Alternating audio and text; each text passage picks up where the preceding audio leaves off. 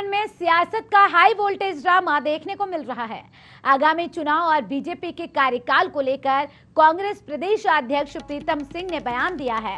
उन्होंने कहा कि इस बार जनता और महंगाई और बेरोजगारी से सबसे ज्यादा परेशान है। आगामी चुनाव में जनता बीजेपी को आईना दिखाएगी। इसके अलावा भी प्रीतम सिंह ने बीजेपी सरकार को लेकर कई बयान दिए।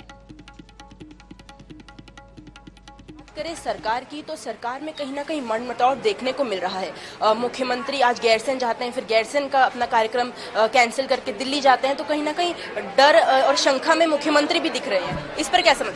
नहीं, देखिए, हम तो लगातार इस बात को कहते आ रहे हैं कि जिस दिन से सरकार का गठन हुआ, सरकार उस दिन से लगातार जन विरोधी निर्णय लेने का काम करती रही और इसकी वानगी जो है, जो विधानसभा का बजट सत्र था, उसमें सीधे तौर पर दिखाई दिया। कई मंत्री और विधायक जो सरकार की कार्य प्रणाली से असंतुष्ट हैं, उनको जिस तरीके से बजट सत्र के बीच में देहरादून बाई हेलीकॉप्टर लाने का काम किया गया, तो ये सीधा सीधा परिलक्षित करता है, दिखाता है कि सरकार में सब कुछ ठीक नहीं है, भाजपा में सब कुछ ठीक नहीं है। और जो बात हम कह रहे थे, दबी जुबान से जो है भाजपा के विधायक और मंत्रीगण और आमजन भी इस बात को लगातार कहते हैं कि सरकार सही दिशा में काम नहीं कर रही है। उत्तराखंड के लोग इंतजार कर रहे हैं 2022 का। उत्तराखंड की जनता ने कांग्रेस को हमेशा प्यार दिया है। ऐसे में उत्तराखंड की जनता की तरफ से लगातार ये क्वेश्चन आ रहा है कि अब 2022 के लिए कांग्रेस की क्या रणनीतियां रहेंगी, क्योंकि आज आपने बैठक भी करी है और बढ़ती महंगाई के मद्देनजर कहीं ना कहीं सरकार का घेराव करने का भी सोचा है। नहीं, देखिए, कांग्रेस तो सदैव जो है रचनात्मक कार्यों में विश्वास रखती है।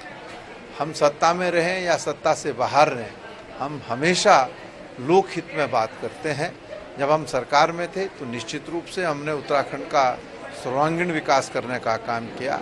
लोगों ने हमको विपक्ष में मौका दिया तो विपक्ष की भूमिका अदा करने का काम कर रहे हैं। हम सरकार के विरोध में, जो सरकार लगातार जन विरोधी निर्णय लेने का काम कर रही है, उन तमाम विषयों को लेकर के जनता के बीच में जाने का काम कर रहे हैं। 14 मार्च को हमने श्रीनगर गढ़वाल से इसका आगाज करने का काम किया है कि सरकार जन विरोधी निर्णय ले रही है, इसीलिए जन आक्रोश रैली के माध्यम से हम उत्तराखंड के तमाम जगहों पर जाने का काम करेंगे और सरकार की पोल खोलने का काम करेंगे।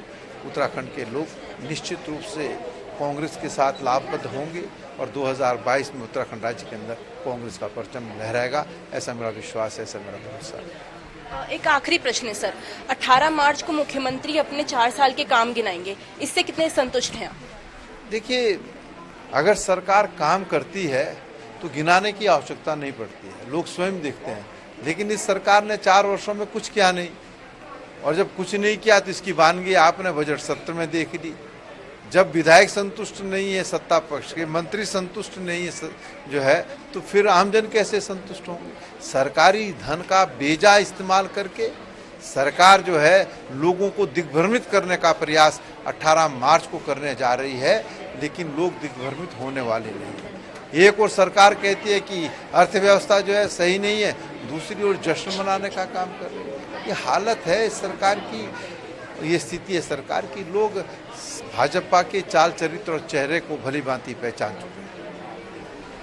ये थे हमारे साथ प्रदेश अध्यक्ष जी, जिन्होंने बताया कि 18 मार्च को जिस तरीके से मुख्यमंत्री अपने कामों को गिनाने वाले हैं, उसको पूर्ण तरीके से उन्होंने असफल बताया और बताया कि अगर सरकार काम करेगी तो उसको गिना पाएगी, उसके बावजूद सरकार कुछ नहीं गिना पाएगी। अपने सहयोगी शाहबाज के साथ में साक्षी सानी, TV 100।